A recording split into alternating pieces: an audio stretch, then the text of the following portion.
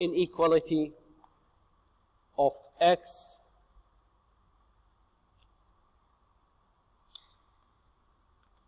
let's see now the inequality of what?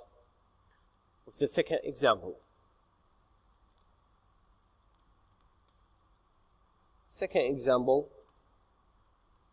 is x greater or equal to -1. We don't know. It could be greater or it could equal to -1 because it's an x. First, you need to place the endpoint. Which one is the endpoint?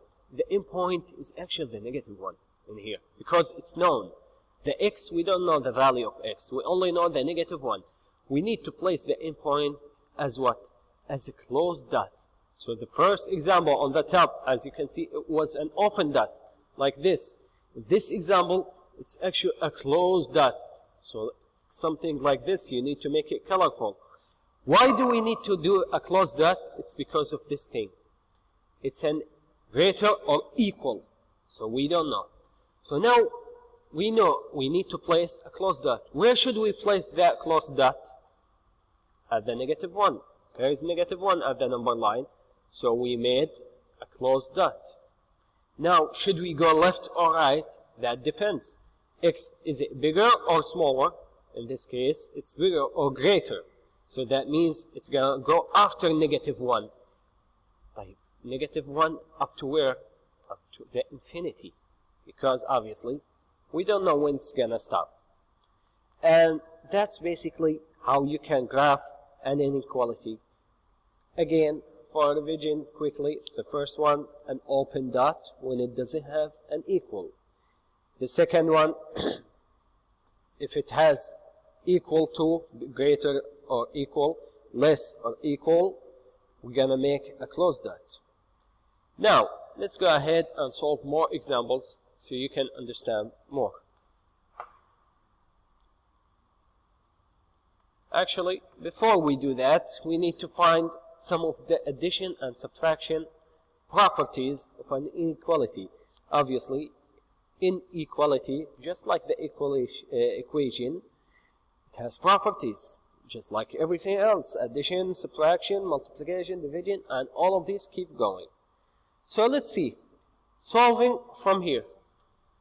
Solving an inequality means finding the values of the variables, or for the variables. What does the variable mean? We always said what a variable means or unknown means. X, Y, B, J, K, any other letter. These we call it variable. Why do we call it variable? Because, for example, x plus 3 equal to, in this case, x was what?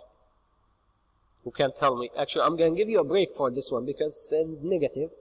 And I know some of you still get confused with the negative. So what's the negative number that you add 3 to it? Going to give you 2. That's right. It's very easy. It's actually a -1. -1 plus 3 going to be 2. How about if it was x plus 3 equal 5 in this case?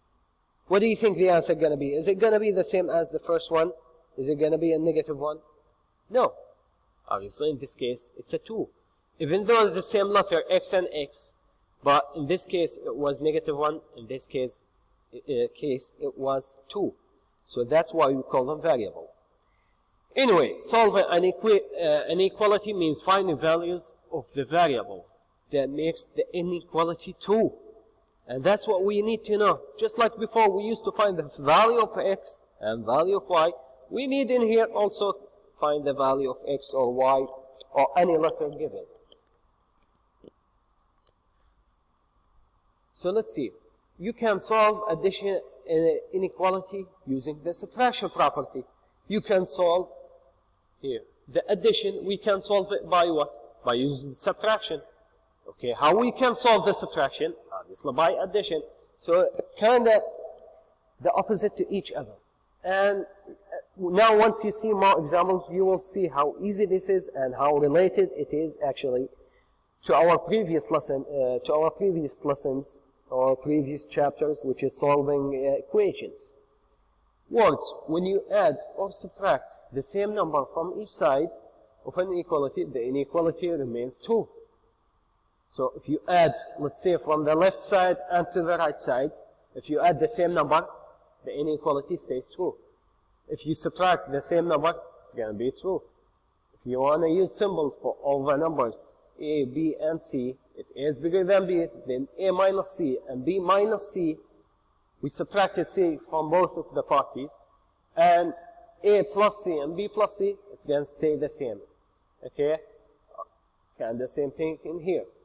Let's see examples with numbers. Numbers always make everything easier to read and better than A and B.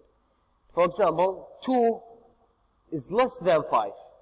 Is that true? Yes, it's true. How about if we take minus 4 from each of the sides? 2 minus 4 is what? It's going to be minus 2.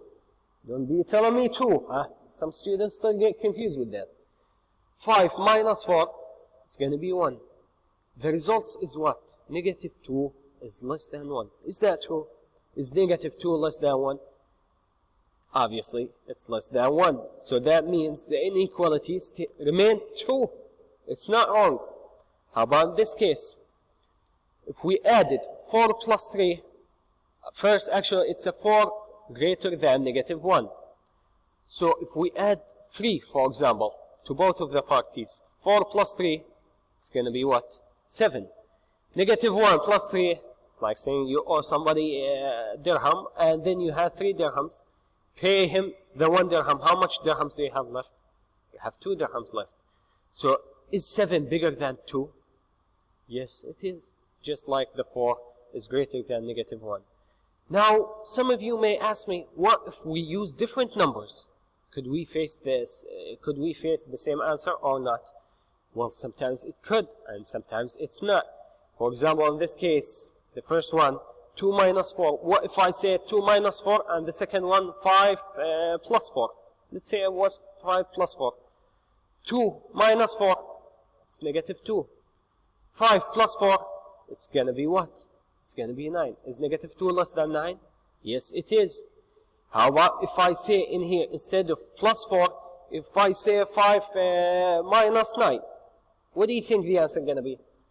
In here, it's still negative 2. Is negative 2 less than 5 minus negative 9?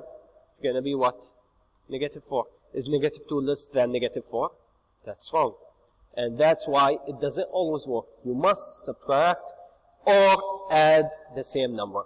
And that's basically how you find subtraction and addition properties of inequality.